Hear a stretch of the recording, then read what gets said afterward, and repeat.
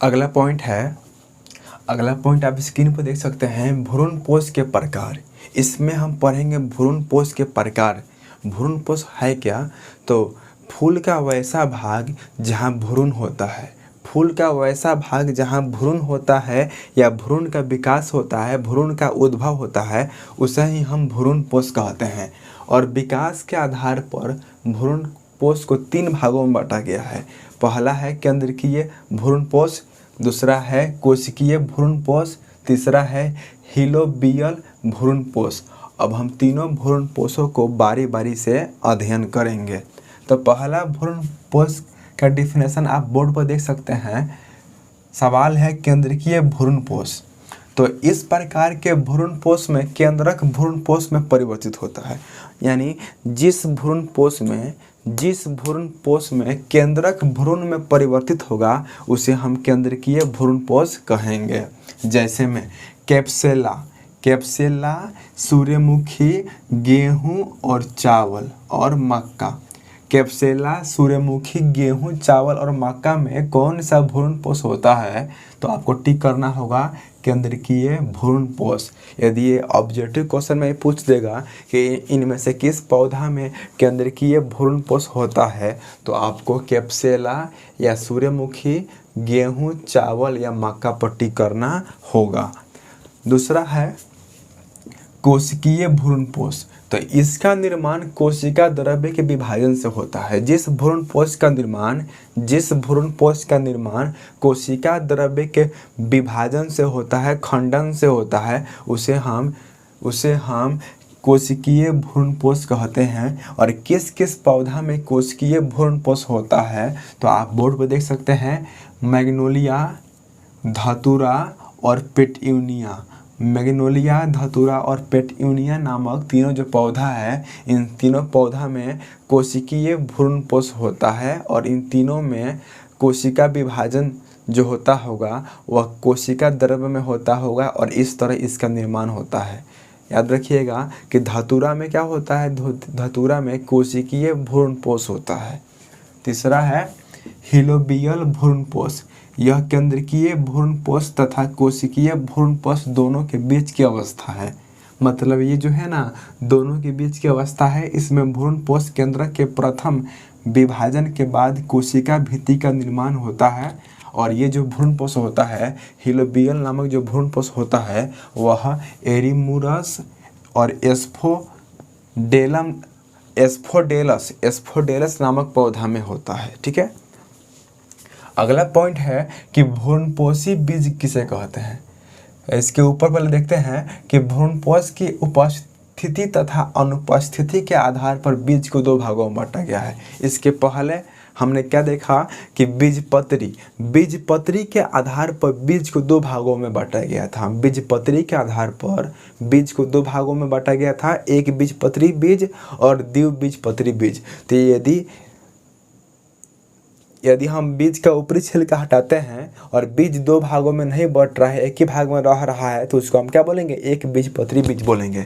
और यदि हम बीज का ऊपरी छिलका हटा रहे हैं और बीज जो है 2 भागों में बट जा रहा है, तो उसे हम क्या बोलेंगे? द्विबीजपत्री बीज। तो याद रखिएगा, बीजपत्री के आधार पर, बीजपत्री की संख्या के आधार पर जो पौधा होता है, जो बीज होता है, उसको हम 2 भागों में बांटे हैं, एक बीजपत्री बीज और द्विबीजपत्री बीज। और उसी तरह हम भ्रूणपोष के पर्जेंट और भ्रूणपोष के अब्सेंट के आधार पर बीज को 2 भागों में बांटा गया है। भ्रूणपोष की उपस्थिति तथा अनुपस्थिति के आधार पर बीज को 2 भागों में बांटा गया है। पहला है भ्रूणपोषी बीज और दूसरा है अभ्रूणपोषी बीज। ध्यान से देखिएगा तो क्वेश्चन में ही आंसर है। यदि भ्रूणपोष होगा अंकुरन तक तो उसे हम भ्रूणपोषी बीज कहेंगे, और अंकुरन तक भ्रूणपोष नहीं होगा तो उसे हम अभ्रूणपोषी बीज कहेंगे। आप डिफिनेशन देख सकते हैं कि भ्रूणपोषी बीज का डिफिनेशन क्या होगा।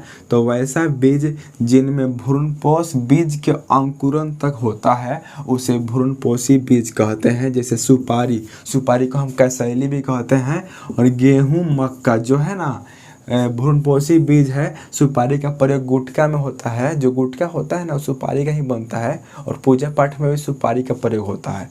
तो सुपारी, गेहूं और मक्का जो है ये तीनों क्या है, तो भ्रूणपोषी बीज है, क्योंकि इसमें जब बीज का अंकुरण होता है ना तब तक भ्रूणपोष होता है। अंकुरण का मतलब क्या होगा, जैसे आप बीज को आप बीज का रोपण किए, आप बीज को मिट्टी में लगा दिए, तो कुछ दिनों के बाद बीज से ना अंकुरण निकलता है, छोटा छोटा पौधा निकलता है, और वही पौधा बड़ा पेड़ का निर्माण करता है। ठीक है, तो यदि बीज के अंकुरण तक, यदि बीज के अंकुरण तक यदि भ्रूणपोष उस बीज में रहेगा तो उसे हम भ्रूणपोषी बीज कहेंगे, और बीज के अंकुरण तक यदि भ्रूणपोष बीज में नहीं रहेगा तो उसे हम अभ्रूणपोषी बीज कहेंगे। तो सिंपल सी बात है, यदि बीज के अंकुरण तक, बीज के अंकुरण तक, बीज के जमने तक, बीज के पौधा बनने तक, छोटी सी कलिका बनने तक यदि भ्रूण उसमें रहता है, भ्रूणपोष उसमें रहता है, तो उसे हम भ्रूणपोषी बीज कहेंगे, और यदि भ्रूणपोष नहीं रहता है तो उसे हम अभ्रूणपोषी बीज कहेंगे। डिफिनेशन भी पूछ सकता है दोनों में अंतर करके, या उदाहरण में दे करके ऑब्जेक्टिव क्वेश्चन भी पूछ सकता है कि इनमें से किस पौधा में भ्रूणपोषी बीज होगा। तो सुपारी, गेहूँ, मक्का, सुपारी, गेहूँ, मक्का, सुपारी, गेहूँ, मक्का जो होगा उसमें भ्रूणपोषी बीज होगा। अगला प्रकार है इसका अभ्रूणपोषी बीज। तो वैसा बीज जिनमें भ्रूणपोष बीज के अंकुरण तक नहीं होता है उसे हम अभ्रूणपोषी बीज कहेंगे। जैसे में चना, सेम, मटर। चना, सेम, मटर जो है अभ्रूणपोषी बीज है, क्योंकि इसमें बीज के अंकुरण तक भ्रूणपोष नहीं होता है। तो इनमें से कौन भ्रूणपोषी बीज है, तो सुपारी, गेहूं, मक्का, और इनमें से कौन अभ्रूणपोषी बीज है, तो चना, सेम, मटर जो है अभ्रूणपोषी बीज है। इस तरह हम बीज का डिफिनेशन पढ़ेंगे। बीज यानी सीड क्या है, तो देखिए ध्यान से, द्वितीय निषेचन, हम जानते हैं कि द्वितीय निषेचन को हम दोहरा निषेचन भी कहते हैं, और द्वितीय निषेचन की खोज, द्वितीय निषेचन यानी दोहरा निषेचन की खोज नामासीन नामक वैज्ञानिक ने 1898 में की थी। और देखिए ध्यान से, द्वितीय निषेचन जो है ना, दोहरा निषेचन, ये सिर्फ आवृत बीजी पौधा में ही होता है। द्वितीय निषेचन के बाद बीजांड में कई बदलाव होते हैं। दोहरा निषेचन के बाद बीजांड में कई बदलाव होते हैं। इस तरह बीजांड जिस रचना में परिवर्तित होता है उसे ही हम बीज कहते हैं। याद रखिएगा, बीजांड का परिपक्व होना बीज कहलाता है, और अंडाशय का परिपक्व होना फल कहलाता है। लेकिन कुछ पौधे ऐसे हैं जो बिना बीजांड के ही बीज में परिवर्तित हो जाते हैं, और कुछ फल ऐसे भी हैं जो बिना अंडाशय के ही फल में परिवर्तित हो जाते हैं। उसको हम आगे देखेंगे। ठीक है, यहाँ आपको देखना है कि यदि बीजांड बीज में परिवर्तित होता है और अंडाशय फल में परिवर्तित होता है। बीजांड, बीज क्या है, दोहरा निषेचन के बाद बीजांड में कई बदलाव होते हैं। इस तरह बीजांड जिस रचना में परिवर्तित होता है उसे हम बीज कहते हैं, और बीज का बाहरी आवरण सूख जाता है। जब बीज परिपक्व होता है, पूर्ण रूप से तैयार होता है, तो बीज का बाहरी आवरण क्या हो जाता है, सूख जाता है, जिसे हम बीज चोल कहते हैं। बीज का ऊपरी छिलका ही क्या कहलाता है, बीज चोल कहलाता है। ठीक है, अगला है फल, फ्रूट क्या है, तो निषेचन के क्रिया के बाद, निषेचन की क्रिया के बाद अंडाशय जिस रचना में परिवर्तित होता है उसे हम फल कहते हैं, और अंडाशय की भित्ति फल भित्ति कहलाती है। अंडाशय की जो भित्ति होती है फल भित्ति कहलाती है। अभी हमने आपको बताया कि बीजांड का परिपक्व होना बीज कहलाता है, और अंडाशय का परिपक्व होना फल कहलाता है। ठीक है, यदि हम फल को अंडाशय की उपस्थिति और अनुपस्थिति के आधार पर फल को हम बांटें तो इसे भी हम दो भाग में बांट सकते हैं।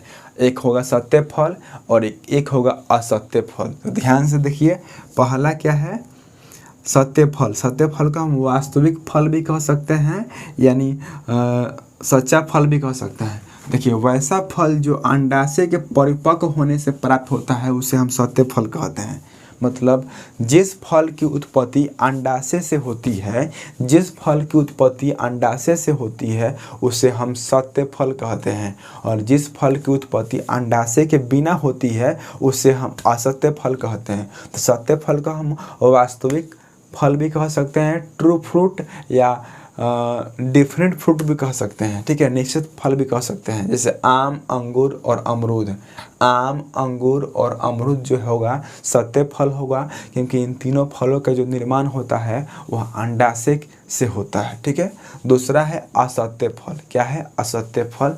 असत्य फल का देखिए कितना सारा नाम है, और कोई भी नाम पूछ सकता है ऑब्जेक्टिव सवाल में कि इनमें से कौन सत्य फल है और इनमें से कौन वास्तविक फल है, कौन सा असत्य फल है, कौन सा आभासी फल है, कौन सा काल्पनिक फल है, कौन सा मिथ्या फल है, ठीक है। तो आपको याद रखना पड़ेगा, असत्य फल कहिए या आभासी फल कहिए या काल्पनिक फल कहिए या मिथ्या फल कहिए, ठीक है, बात एक ही है। तो वैसा फल जो अंडाशय के बिना प्राप्त होता है, तो अंडाशय के बिना प्राप्त होगा यानी वो बाह्य दलपुंज और दलपुंज के मिल जाने से प्राप्त होता होगा, ठीक है, उस अंडाशय के बिना ही प्राप्त होता होगा, ठीक है। वैसा फल जो अंडाशय के बिना ही प्राप्त होता है, जो अंडाशय के अलावा प्राप्त होता है, उसे हम असत्य फल कहते हैं। जैसे सेब, नाशपाती, स्ट्रॉबेरी। सेब, नाशपाती, स्ट्रॉबेरी जो है तीनों के तीनों क्या है? असत्य फल है, मिथ्या फल है, ठीक है। तो इस तरह हम आगे मिलेंगे अगले वीडियो में। जय हिंद।